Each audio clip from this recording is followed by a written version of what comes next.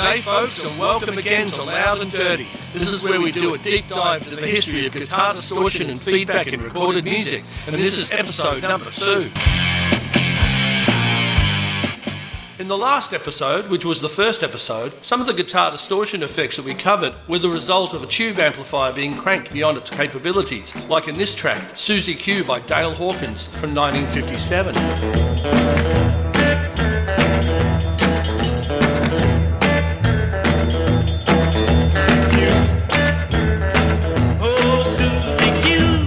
Other ways that distortion occurred was because of some sort of fault in the amplifier, either accidental or otherwise.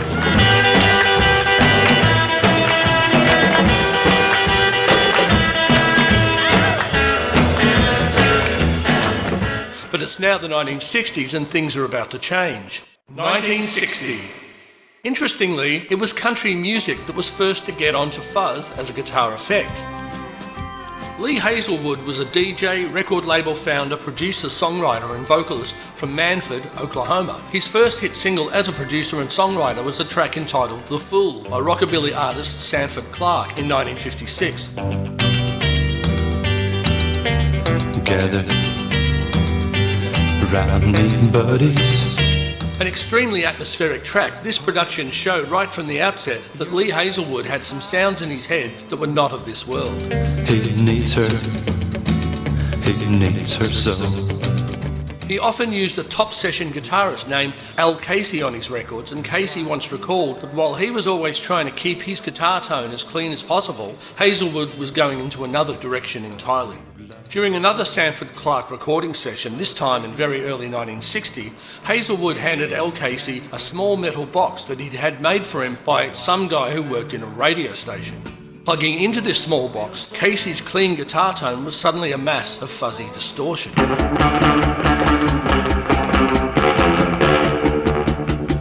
Oh, will you say you're gonna cut me?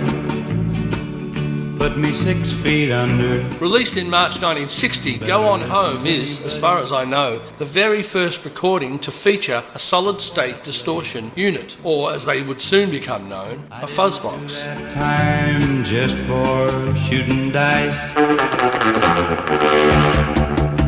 I wasn't looking for trouble. The song was not a hit, but both Lee Hazelwood and Al Casey would go on to greater things. Casey is a member of LA's famous Wrecking Crew session musician collective, and Hazelwood most notably in his collaborations with Nancy Sinatra, producing some of the coolest, strangest and finest pop records you'd ever wish to hear.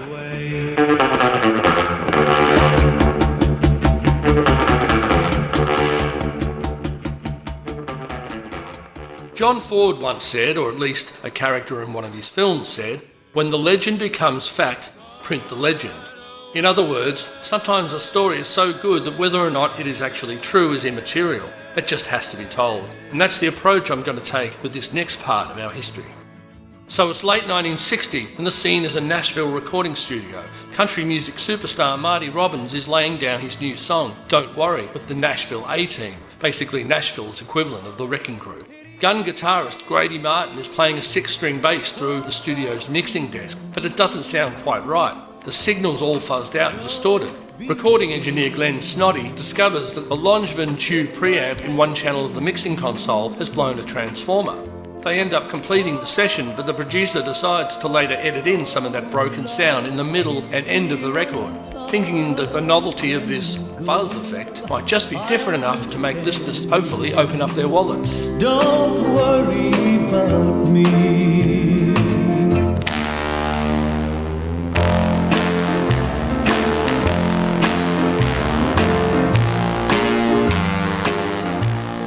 Released on February 6, 1961, Don't Worry hit the top spot on the country charts and stayed there for 10 straight weeks. It even crossed over to become a number 3 pop hit and actually made number 17 in Australia.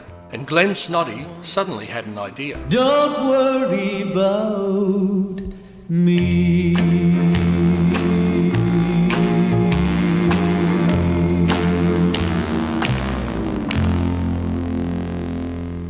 "1961.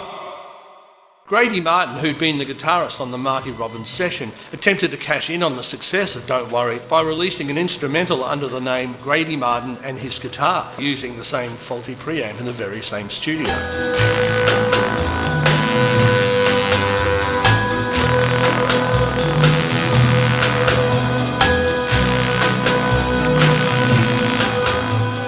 Entitled The Fuzz, this delightfully bonkers tune did not exactly cause Martin to experience chart vertigo.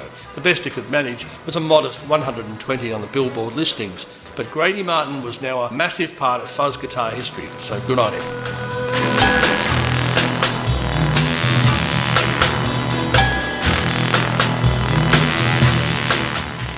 And now we have a third figure entering the story of Fuzz.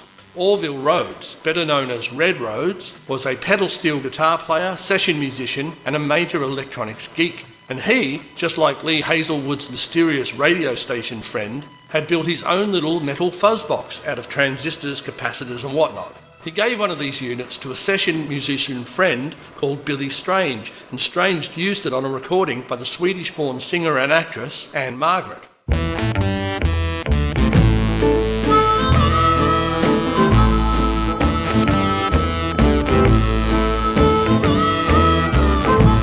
Well, you call me your baby when you're holding my hand. I Just Don't Understand was Anne Margaret's debut single, and it was a hit, climbing all the way to number 17 on the US Billboard charts. I just don't understand. Anne Margaret's pop career kind of nosedived after this record, but then her acting career went gangbusters, so she was never going to lose either way. But a one-sided love, I just don't understand.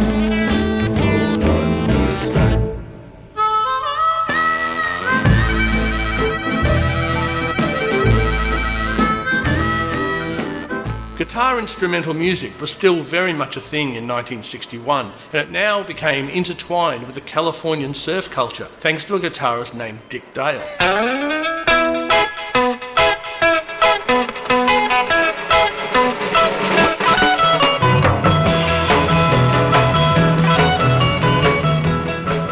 Dale and his band, the Deltones, were immensely popular in their local area, and their single, Let's Go Trippin', hit number 60 on the Billboard charts, heralding the beginning of what would become known as surf music.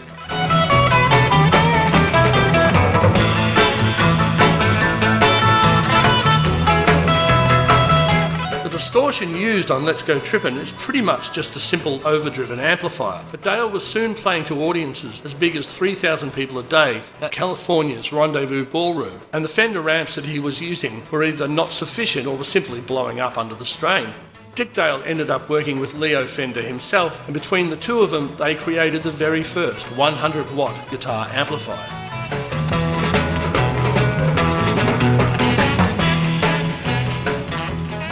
(1962).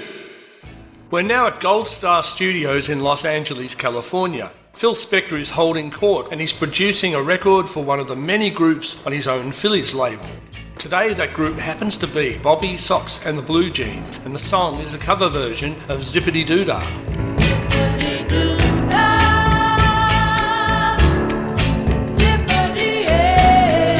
Now the story is, the microphone aimed at the lead guitarist's amplifier was ridiculously overloaded, meaning that the signal going into the control room was distorted. Usually this would be a bad thing, but Spector actually liked the sound and decided to use it. So unlike when a guitarist chooses a dirty sound coming out of an amplifier, on this occasion deliberate distortion was used from a clean amplified guitar tone via a microphone into an overloaded tube recording console.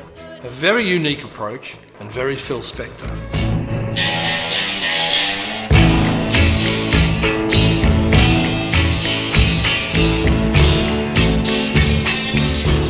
The sound was not to everyone's taste though. One writer described it as a tinny coil of disembodied noise, a fairly good description if you ask me. But significantly, Zippity Doo-Dah made number 8 on the Billboard charts, making it the first ever US top 10 hit to feature a deliberately distorted electric guitar solo. Now, back to Glenn Snoddy. After having accidentally discovered fuzztone, he, along with a television engineer named Revis V. Hobbs, these people just have the best names ever, recreated that quote-unquote faulty circuit into their own fuzzbox. Snoddy then travelled to Kalamazoo, Michigan and showed his prototype to Morris Berlin, boss of the mighty Gibson Company. Berlin liked what he heard and decided to run with it. They named this unit the Maestro FZ-1 fuzztone, and it became one of the first, if not the first ever, commercially available guitar effects pedals. The only trouble was, how do you market this thing? Who would actually want to put their guitar or bass through this strange alien effect? So a demonstration disc was produced, and well, let's have a bit of a listen. It's the Maestro FZ-1. You can create guitar sounds never before heard with the touch of a toe. First, let's use an electric bass. For this, a tuba sound.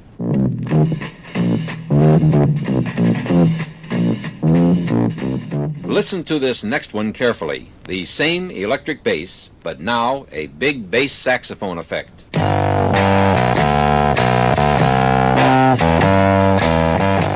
The fuzz tone. Wasn't that something? How about something sweet and sentimental? And the sound is that of a cello. Maybe. Here's a surprise. We're playing guitar, but the sound is trumpet. Not quite. Guitar again, but the effect is that of the alto sax.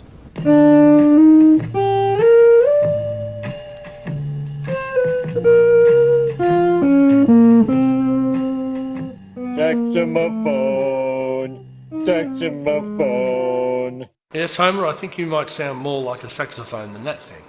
This is a sousaphone effect. Initial sales of the Maestro fuzztone started off slow and proceeded to go downhill from there. It's almost like they needed someone to have a big hit with a song using one of these things and then it could just sell itself. But for now, these pedals would just be gathering dust in the Gibson warehouse.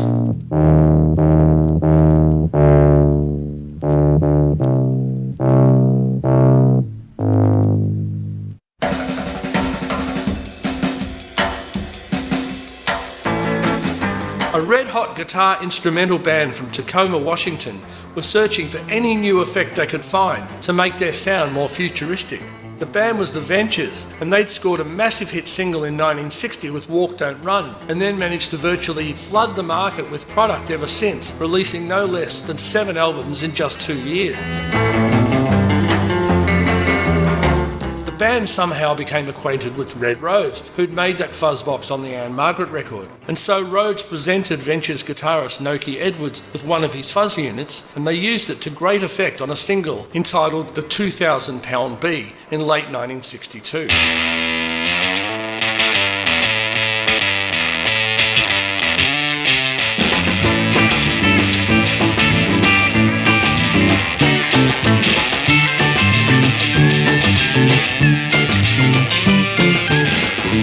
Stretched over 2 sides of the 45, it was actually part 2 that got the most attention, but the best it could manage was number 91 on the Billboard charts.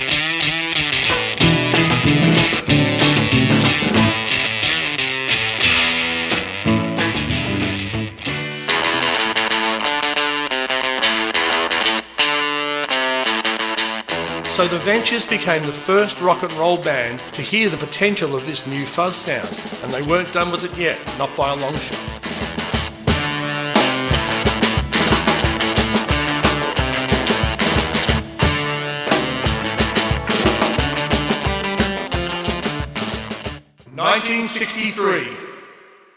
In 1963, the Ventures released an album entitled Surfing, and almost every track on it featured the Rhodes fuzzbox in one way or another. And their use of the effect had now become far more creative and sophisticated than on that earlier single. Here's a little snippet of a track called Barefoot Venture.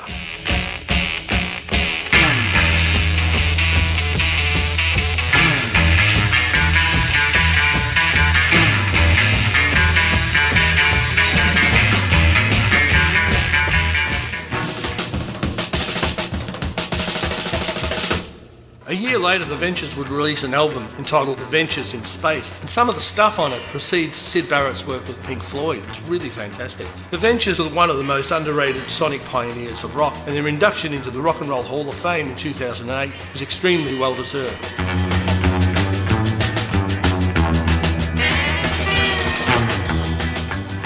1964.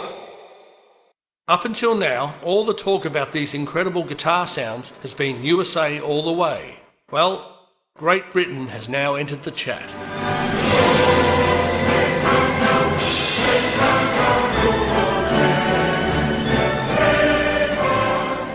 And the next majorly important figure in our story is a bloke named Roger Mayer. In 1963, Mayer was a 17-year-old acoustic technician for the British Admiralty. A lot of his work involved studying the effect of underwater sonic properties.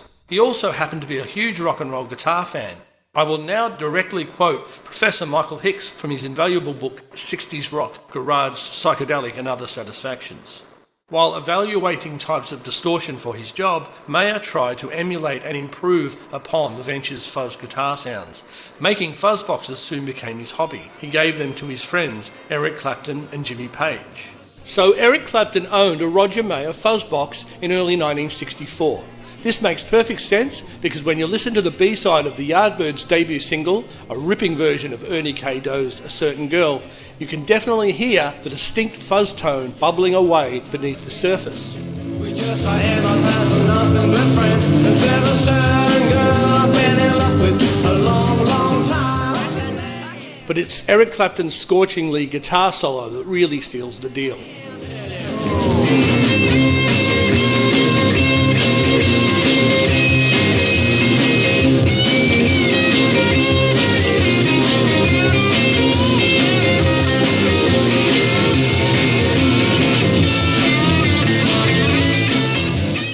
As far as I know, this is the first use of a solid-state distortion unit on a guitar on a British recording in history. The Yardbirds' debut single failed to chart, but 5 months later they followed it up with a version of Good Morning Little Schoolgirl, and it managed to crack the top 50. And once again, Clapton used the Roger Mayer fuzzbox in the solo.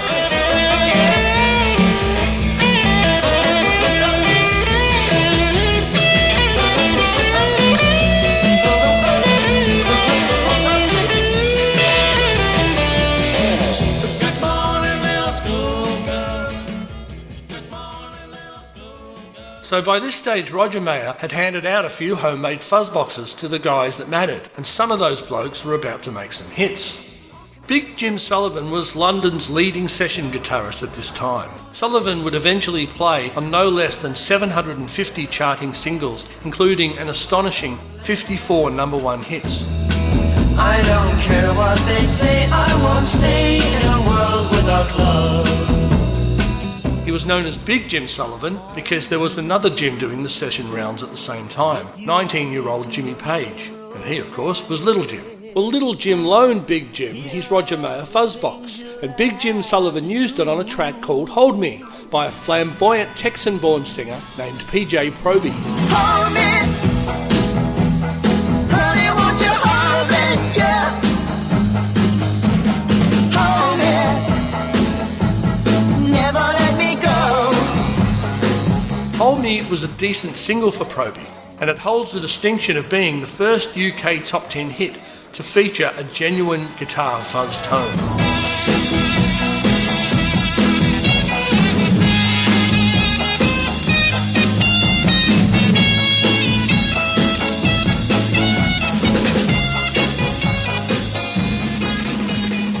PJ Proby later became notorious for splitting his trousers on stage, which kind of killed his career somewhat.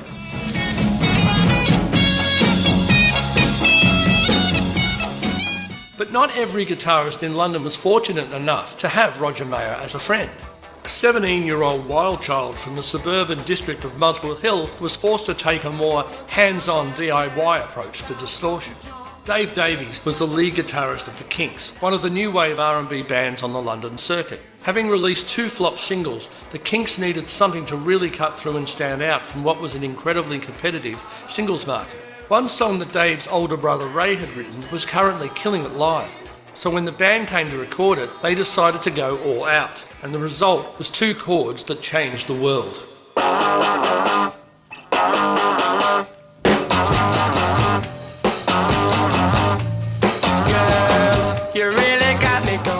You Really Got Me sounds like nothing that had ever come before it. It's pure 100% attitude, and that distinctive, now iconic, distorted guitar tone was the result of Dave Davies playing through a tiny 10-watt El Pico amplifier known affectionately as the Green Amp.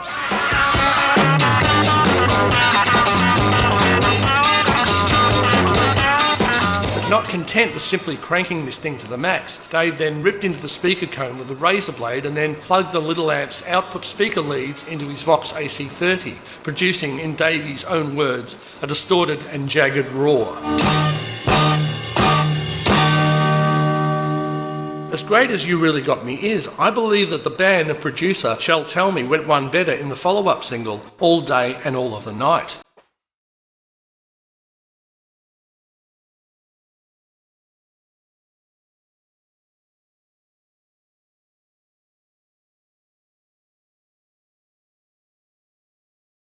If You Really Got Me with its 2 chords is proto-punk, then All Day and All of the Night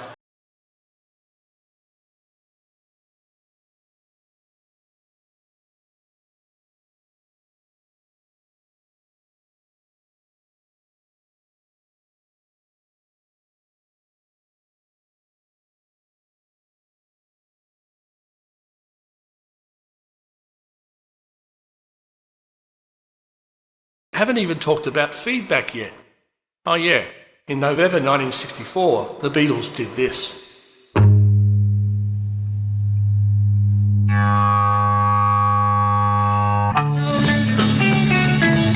John Lennon had laid his electrified acoustic guitar against Paul McCartney's bass amp. Paul then played an A note and it went straight into John's acoustic guitar pickup with the A string vibrating in sympathy, thus causing a feedback loop. They loved the sound, got producer George Martin to record it, and ended up using it as the intro to their next single, I Feel Fine. I'm in love with her and I feel fine. And there you have it, folks, the first deliberately recorded piece of guitar feedback in history. And that's it for episode 2. You can do all that like and subscribe stuff if you wish to. Click the little bell symbol if you want to see what happens next. And I can tell you right now that the next episode is going to focus on 1 year and 1 year only, 1965. So stay tuned, stay happy, and bye for now.